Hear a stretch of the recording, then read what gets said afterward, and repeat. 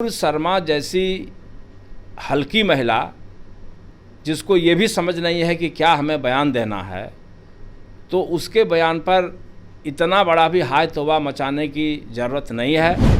अगर नॉर्मल होती तो किसी धर्म के बारे में, पैगंबर के बारे में कोई हल्की बात नहीं बोलती। उस पर कार्रवाई तो होनी ही चाहिए, लेकिन मेरी समझ से वो विकृत मानसिकता की लेडी है, इसलिए उसका डॉक्टरी जांच भी होना चाहिए।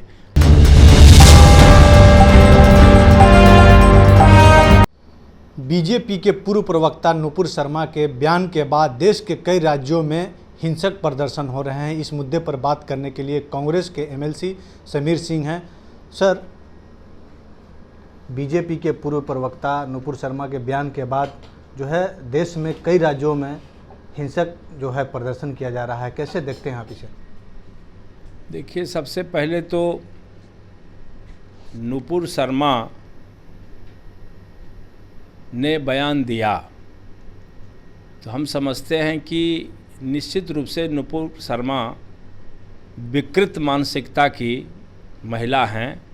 अगर नॉर्मल होती तो किसी धर्म के बारे में, पैगंबर के बारे में कोई हल्की बात नहीं बोलती। हम जिस राष्ट्र में निवास करते हैं वो धर्मनिरपेक्ष राष्ट्र है। यहाँ सभी धर्म के लोगों को समान रूप से इज्जत देने का भाव है और संविधान के खिलाफ हम नहीं जा सकते हैं। जब धर्मनिरपेक्ष राष्ट्र है तो हमें ये कहने का हक नहीं बनता है पैगंबर के बारे में या कोई राम के बारे में कहे, तो इसको बर्दाश्त लोग नहीं करेंगे, चूँकि यहाँ के लोग सेंटिमेंटल हैं। लेकिन जो लोग इसकी प्रतिक्रिया में तोड़ फोड़ कर रहे हैं, उनसे हम निवेदन करेंगे कि कोई व्यक्ति जो विकृत मानसिकता का है, चाहे वो जिंदल हो चाहे नुपुर शर्मा हो, स्वाभाविक व्यक्ति ऐसा काम नहीं कर सकता है, सूझबूझ का व्यक्ति ऐसा नहीं काम कर सकता है। समाज में प्रतिक्रिया हो, रिएक्शन हो, इसके लिए ही उसने सोची समझी रणनीति के तहत यह बयान दिया। तो ऐसे लोगों को हम समझते हैं कि नज़रअंदाज करना चाहिए। ये हो सकता है कि सरकार को उस पर कार्रवाई करनी चाहिए, इसकी मांग जरूर होनी चाहिए।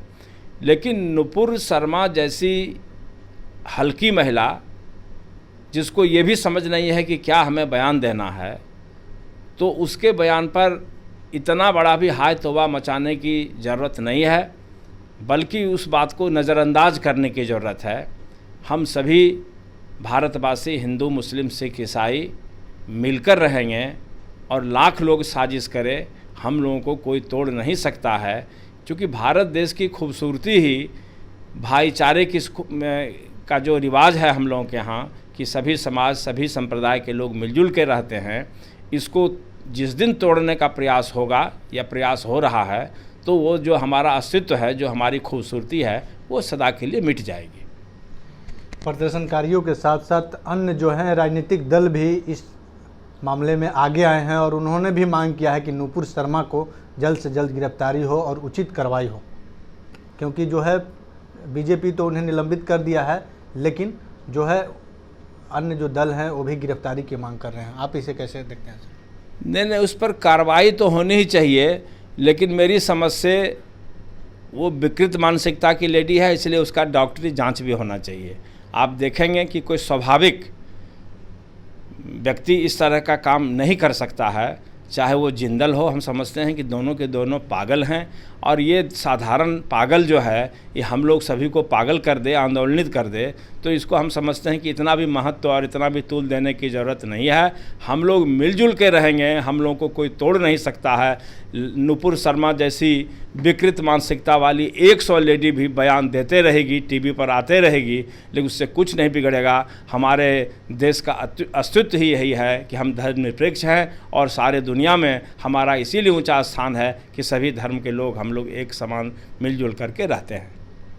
सर, बीते दिन एमएलसी चुनाव को लेकर के काफ़ी जो है बिहार के सियासत में भी सरगर्मी तेज हो गई थी और कांग्रेस के ही विधायक छत्रपति यादव ने कई कांग्रेस के जो है अधिकारियों पर आरोप लगाए, प्रदेश अध्यक्ष पर भी आरोप लगाए, को गुमराह करते हैं, कोई भी चीज़ स्पष्ट नहीं बताते हैं। देखिए,